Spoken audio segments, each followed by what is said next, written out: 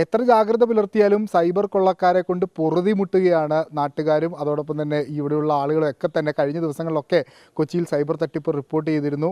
അത് വെർച്വൽ അറസ്റ്റും അതോടൊപ്പം OTP അയച്ചുള്ള തട്ടിപ്പൊക്കെ ആണെങ്കിൽ ഇപ്പോൾ പനമ്പള്ളി നഗർ സ്വദേശിയായ പ്രിയ ശിവദാസിൻ്റെ പക്കൽ നിന്ന് ഫോൺ ഹാക്ക് ചെയ്ത് ഒരു തട്ടിപ്പിനുള്ള ശ്രമമാണ് നടത്തിയത്. അത് ഒരു വിചിത്രമായ തട്ടിപ്പാണ്. ഒരു പക്ഷേ ആദ്യമായിരിക്കും ഇത്തരത്തിലൊരു തട്ടിപ്പ് പുറത്തു വരുന്നത്. ഫോൺ ഹാക്ക് ചെയ്തുകൊണ്ട് കൊറിയർ കമ്പനിയുടെ പേരിൽ ഹാക്ക് ചെയ്തുകൊണ്ടാണ് ആ തട്ടിപ്പ് നടന്നത്. നമുക്കൊപ്പം പ്രിയ ചേരുകയാണ്. എന്താണ് സംഭവിച്ചത്? ഒരു കൊറിയർ കമ്പനിയുടെ പേരിൽ കേട്ടുകേൾവിയില്ലാത്തൊരു തട്ടിപ്പാണ്. നേരത്തെ OTP ലിങ്കൊക്കെ കണ്ടത്, ഇത് വേറൊന്നാണ്. ആക്ച്വലി ഞാൻ ഫ്രാങ്ക്ഫില്ലിൽ ക്ലാസ് എടുക്കുമായിരുന്നു. അപ്പോൾ എനിക്ക് 5-6 പ്രാവശ്യം ഒരു നമ്പറിൽ നിന്ന് കോൾ വന്നു. അപ്പോൾ ഞാൻ എടുത്തപ്പോൾ പറഞ്ഞു, പ്രിയ ശിവദാസ് അല്ലേ, ഞങ്ങൾ തൃപ്തി ലൈനിലുണ്ട്, തൃപ്തി ലൈനെന്നും പറഞ്ഞു. ഞങ്ങൾക്ക് ഉള്ളിലുള്ള അഡ്രസ്സ് കിട്ടുന്നില്ല, മാം ഞങ്ങളുടെ കൊറിയർ ബോയ് അവിടെ ഉണ്ട്, അപ്പോൾ കൊറിയർ ബോയിനെ ഒന്ന് വിളിക്കാവോ എന്ന് ചോദിച്ചു. അപ്പോൾ ഇവരൊരു നമ്പർ അയച്ചു തന്നു. അപ്പോൾ ഞാൻ ക്ലാസ് എടുക്കുന്നതുകൊണ്ട് ഒരു സ്റ്റുഡൻറ്റിനോട് വിളിക്കുകയോ ചോദിച്ചു.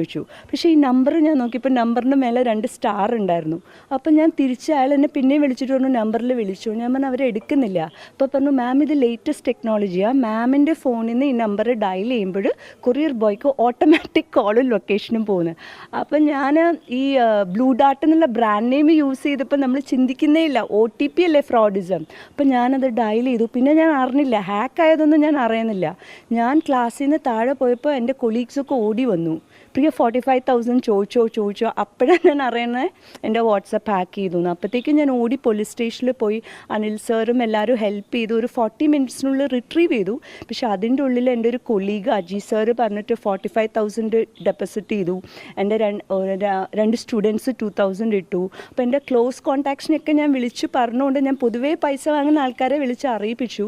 പക്ഷേ എല്ലാവരും അറിയിക്കാൻ പറ്റിയില്ല. അപ്പോഴത്തേക്ക് ഇത്രയും അവർ എടുത്തു കഴിഞ്ഞു. അവർക്ക് ചെന്നത് ഒരു ഇമോഷണൽ മെസ്സേജ് ആണെന്ന് തോന്നുന്നില്ലേ, നിങ്ങൾ മാഡം ഡേഞ്ചറിലാണ്, അപ്പോൾ ഈ ഒരു അക്കൗണ്ടിലേക്ക് ഇട്ടാൽ മതി, ഞാൻ ഹാൻഡിൽ ചെയ്യും. എൻ്റെ ചില ഫ്രണ്ട്സൊക്കെ ഇത് ഫേക്കാന്ന് പറഞ്ഞിട്ട് അവരോട് ചാറ്റ് ചെയ്തു, ലൈക്ക് നിങ്ങൾ എൻ്റെ വീട്ടിൽ വാ, കാശ് തരാം. പക്ഷെ അവരിങ്ങനെ ഇൻസിസ്റ്റ് ചെയ്തിട്ട് ആ ജി പേ പേര് സുകുമാരൻ, അക്കൗണ്ട് നമ്പറും ഉണ്ട്, അതിൻ്റെ സ്ക്രീൻഷോട്ടൊക്കെ എൻ്റെ അടുത്തുണ്ട്.